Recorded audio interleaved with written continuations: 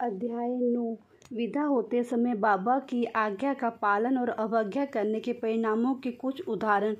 भिक्षावृत्ति और उसकी आवश्यकता। भक्तों के अनुभव। गत अध्याय के अंत में केवल इतना ही संकेत किया गया था कि लौटते समय जिन्होंने बाबा के आदेशों का पालन किया वह सकुशल घर लौटे और जिन्होंने अवज्ञा की वह दुर्घटनाओं का सामना करना पड़ा।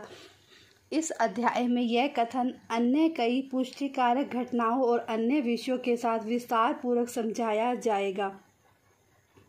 शिरडी यात्रा की विशेषता। शिरडी यात्रा की एक विशेषता यह थी कि बाबा की आज्ञा के बिना कोई भी शिरडी से प्रस्थान नहीं कर सकता था। यदि किसी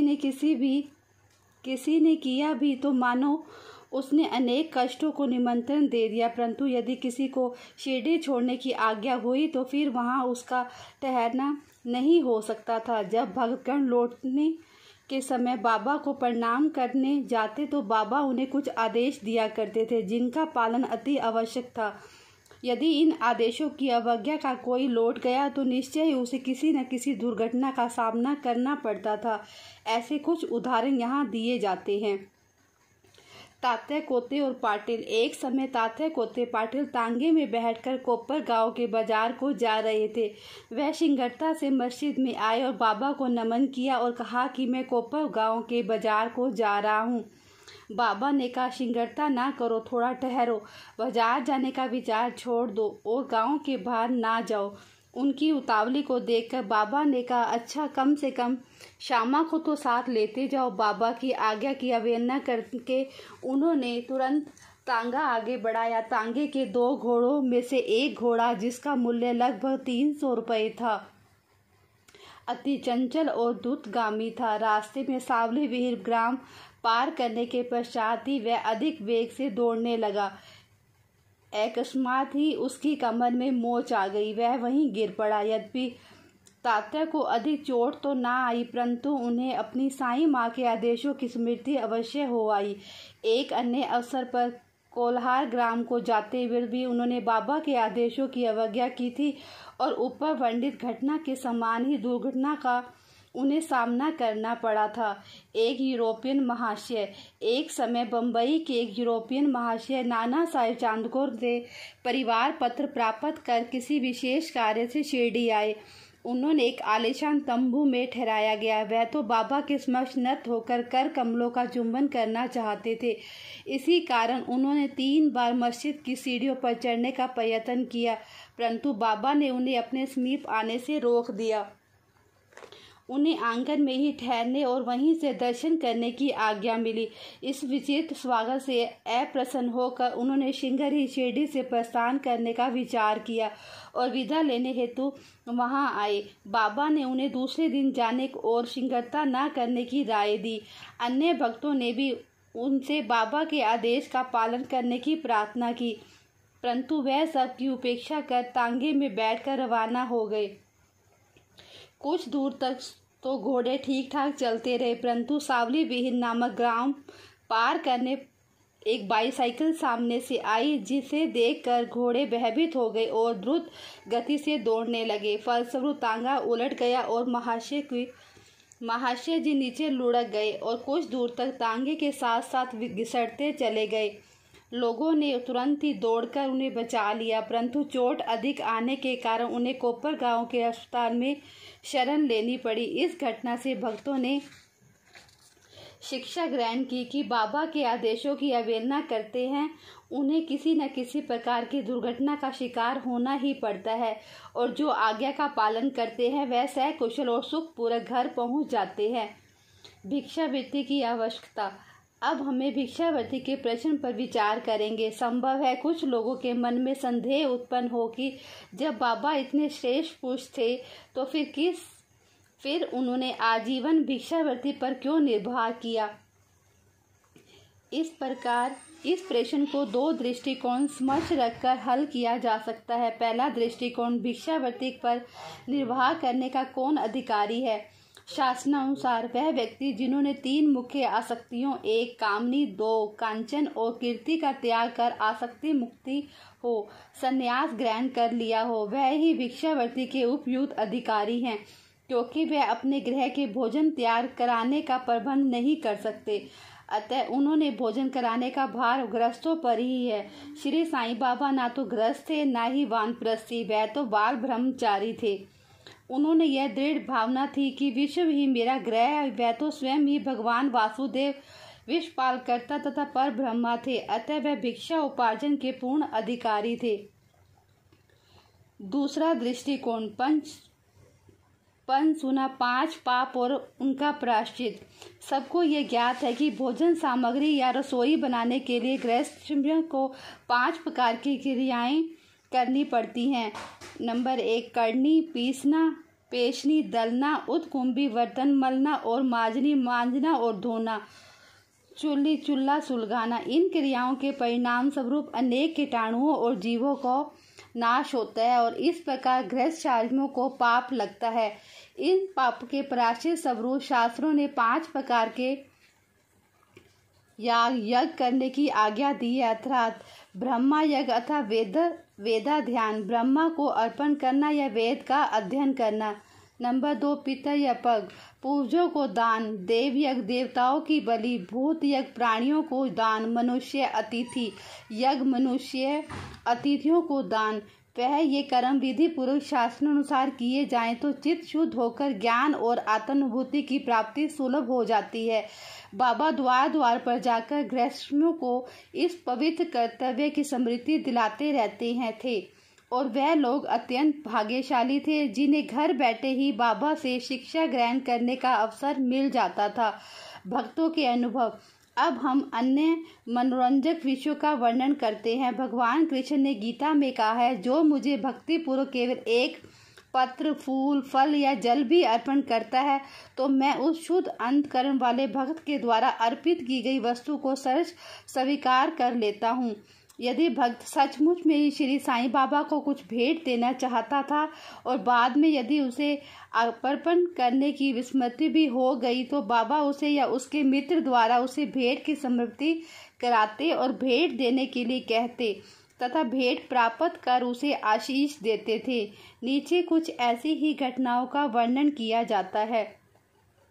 तरखंड कुटुंब, पिता और पुत्र। श्री रामचंद्र आत्माराम उपनाम बाबा साहेब तरखंड पहले प्रार्थना समाजी थे, तथापि वे बाबा के परम भगत थे। उनकी स्त्री और पुत्र तो बाबा के एकनिष्ठ भगत थे। एक बार उन्होंने ऐसा निश्चय किया कि पुत्र व उसकी माँ ग्रीष्मकालीन छुट्टियां शिरडी में ही व्यतीत करे, परंतु पुत्र बादरा छोड़ने को सहमत ना हुआ। उसे भय था कि बाबा का पूजन घर में विधि पूर्वक ना हो सकेगा, क्योंकि पिताजी प्रार्थना समाजी हैं और संभव है कि श्री साईं बाबा के पूजनादि का उचित ध्यान ना रख सके। परंतु पिता के आश्वासन देने पर पूज्य यथाविधि भी होता रहेगा। माँ और पुत्र ने एक शुक्रवार को रात्रि में शिरडी को प्रस्थान कर दिया। दूसरे दिन शनिवार को श्रीमान तरखंड ब्रह्मा मुहूर्त में उठे और स्नान आदि कर पूजन प्रारंभ करने के पूर्व बाबा के समक्ष साष्टांग दंडवत करके बोले, हे बाबा, मैं ठीक वैसा ही आपका पूजन करता रहूंगा जैसे कि मेरा पुत्र करता रहा है, परंतु कृपा कर उसे शारीरिक परिश्रम ही सीमित तक न रखना। ऐसा कहकर उन्होंने पूजन आरंभ किया और मिश्री का नैवेद्य अर्पित किया, जो दोपहर के भोजन के समय प्रसाद के रूप में वितरित कर दिया गया। उस दिन की संध्या तक अगला दिन इतवार निर्विघ्न व्यतीत हो गया। सोमवार को उन्हें ऑफिस जाना था, परंतु वह दिन भी निर्विघ्न निकल गया। श्री तरखंड ने इस प्रकार अपने जीवन में कभी भी पूजा ना की थी। उनके हृदय में अति संतोष हुआ और पुत्र को दिए गए वचनानुसार पूजा यथाक्रम संतोष पूर्वक चल रही है। अगले दिन मंगलवार को सदैव की भांति उन्होंने पूजा की और ऑफिस को चले गए। दोपहर को घर लौटने पर जब वह भोजन को बैठे थे तो थाली में प्रसाद ना देकर उन्होंने अपने रसोइये से इस संबंध में प्रश्न किया। उसने बतलाया कि आज विस्मृतिवश के नैवेद्य अर्पण करना भूल गए हैं। यह सुनकर वह तुरंत अपने आसन से उठे और बाबा को दंडवत कर क्षमा याचना करने लगे। तब बाबा से उचित पद प्रदर्शन न करने तथा पूजन को केवल शारीरिक परिश्रम तथा सीमित रखने के लिए उलाहना देने लगे। उन्होंने संपूर्ण घटना का विवरण अपने पुत्र को पत्र द्वारा सूचित किया। उसने प्रार्थना की कि वह पत्र बाबा के श्री चरणों पर रखकर उससे कहना कि इस अपराध के लिए क्षमा प्रार्थी है। यह घटना बाधा में लगभग दोपहर को हुई थी। उसी समय शिरडी में जब दोपहर को आरती प्रारंभ होने वाली थी तो बाबा ने श्रीमती तरखंड से कहा, माँ, मैं कुछ भोजन पाने के विचार से तुम्हारे घर बादरा गया था। द्वार में ताला लगा देखकर मैंने किसी प्रकार गृह में प्रवेश किया, परंतु वहां देखा कि भाऊ श्री तरखंड मेरे लिए कुछ भी खाने को नहीं रख गए हैं। अतः मैं भूखा ही लौट आया हूँ। किसी को भी बाबा के वचनों का अभिप्राय समझ में नहीं आया, परंतु उनका पुत्र जो समीप ही खड़ा था सब कुछ समझ गया। बादरा में पूजन में कुछ तो त्रुटि हो गई है, इसलिए बाबा से लौटने की अनुमति मांगने लगा, परंतु बाबा ने आज्ञा ना दी और वही पूजन करने का आदेश दिया। उनके पुत्र ने शिरडी में जो कुछ हुआ उसे पत्र में लिखकर पिता को भेज दिया और भविष्य में पूजन में सावधानी बरतने के लिए विनती की। दोनों पत्र डाक द्वारा एक दूसरे दिन दोनों पक्षों को मिले। क्या यह घटना आश्चर्यपूर्ण नहीं है? श्रीमती तरखंड। एक समय श्रीमती तरखंड ने 3 वस्तुएं अर्थात एक भरित भुर्ता पान यानी मसाला मिश्रित भुना हुआ बैंगन और दही, 2 काचरिया बैंगन के गोल टुकड़े घी में तले हुए और तीसरा पेड़ा मिठाई बाबा के लिए भेजी। बाबा ने उनसे इस प्रकार स्वीकार किया, इसे अब हम देखेंगे। बादरा के श्री रघुवीर भास्कर पुरंदरे बाबा के परम भगत थे। एक समय शिरडी को जा रहे थे। श्रीमती तरखंड ने श्रीमती पुरंदरे को 2 बैंगन दिए। उसने प्रार्थना की कि शिरडी पहुंचने पर एक बैंगन का भुर्ता और दूसरा काचार्या बनाकर बाबा को भेंट कर देना। शिरडी पहुंचने पर श्रीमती पुरंदरे भुर्ता लेकर मस्जिद गई। बाबा उसी समय भोजन को बैठे ही थे। बाबा को वह भुर्ता बड़ा स्वादिष्ट प्रतीत हुआ, इस कारण उन्होंने थोड़ा थोड़ा सभी को वितरित किया। इसके पश्चात ही बाबा ने काचरिया लाने को कहा। राधा कृष्णा माई के पास संदेशा भेजा गया कि बाबा काचरिया मांग रहे हैं। वह बड़े असमझ में पड़ गई कि अब क्या करना चाहिए। बैंगन की तो अब ऋतु भी नहीं है। अब समस्या उत्पन्न हुई कि बैंगन किस प्रकार उपलब्ध हों। जब इस बात का पता लगाया गया कि भुर्ता लाया कौन था, तब ज्ञात हुआ कि बैंगन श्रीमती पुरंदरे लाई थी और उन्हें ही काचरिया बनाने का कार्य सौंपा गया था। अब प्रत्येक को बाबा की इस पूछताछ का अभिप्राय विदित हो गया और सबको बाबा की सर्वज्ञता पर महान आश्चर्य हुआ। दिसंबर सन 1915 में श्री गोविंद बालाराम मानकर शिरडी जाकर वहां अपने पिता की अंत्येष्टि क्रिया करना चाहते थे। प्रस्थान करने से पूर्व श्रीमती तरखंड से मिलने गए। श्रीमती तरखंड बाबा के लिए कुछ भेंट शिरडी भेजना चाहती थी। उन्होंने पूरा घर छान डाला, परंतु केवल एक पेड़े की अतिरिक्त कुछ न मिला। वह पेड़ा भी अर्पित नैवेद्य का था। बालक गोविंद ऐसी परिस्थिति देखकर रोने लगा, परंतु फिर भी अति प्रेम के कारण वही पेड़ा बाबा के लिए भेज दिया। उन्हें पूर्ण विश्वास था कि बाबा उसे अवश्य स्वीकार कर लेंगे। शिरडी पहुंचने पर गोविंद मानकर बाबा के दर्शनार्थ गए और परंतु वहां पेड़ा ले जाना भूल गए। बाबा यह सब चुपचाप देखते रहे, परंतु जब वह पुनः संध्या समय बिना पेड़ा लिए वहां पहुंचा तो फिर बाबा शांत ना रह सके। उन्होंने पूछा कि तुम मेरी लिए क्या लाए हो? उत्तर मिला, कुछ नहीं। बाबा ने पुनः प्रश्न किया और उसे वही उपयुक्त उत्तर फिर दोहरा दिया। अब बाबा ने स्पष्ट शब्दों से पूछा, अब तुम्हें माँ श्रीमती तरखंड ने चलते समय कुछ मिठाई नहीं दी थी? अब उसे स्मृति हो आई। वह बहुत सी लज्जित हुआ। तब बाबा से क्षमा याचना करने लगा। वह दौड़कर शीघ्र ही वापस आया और पेड़ा लाकर बाबा के सम्मुख रख दिया। बाबा ने तुरंत ही पेड़ा खा लिया।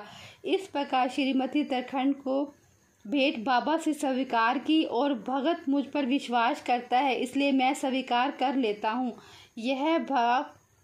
यह भगवत वचन सिद्ध हुआ। बाबा का संतोषपूर्वक भोजन। एक समय श्रीमती तरखंड शिरडी आई हुई थी। दोपहर का भोजन प्राय तैयार हो चुका था और थालियां परोसी जा रही थी। उसी समय वहां एक भूखा कुत्ता आया और भौंकने लगा। श्रीमती तरखंड तुरंत उठी और उन्होंने रोटी का एक टुकड़ा कुत्ते को डाल दिया। कुत्ता बड़ी रुचि के साथ उसे खा गया। संध्या के समय में जब वह मस्जिद में जाकर बैठी तो बाबा ने उनसे कहा, माँ, आज तुमने मुझे बड़े प्रेम से खिलाया। मेरी भूखी आत्मा को बड़ी सांत्वना मिली है। सदैव ऐसा ही करती रहो, तुम्हें कभी न कभी इसका उत्तम फल अवश्य प्राप्त होगा। इस मस्जिद में बैठकर मैं कभी असत्य नहीं बोलूँगा। सदैव मुझ पर ऐसा ही अनुग्रह करती रहो।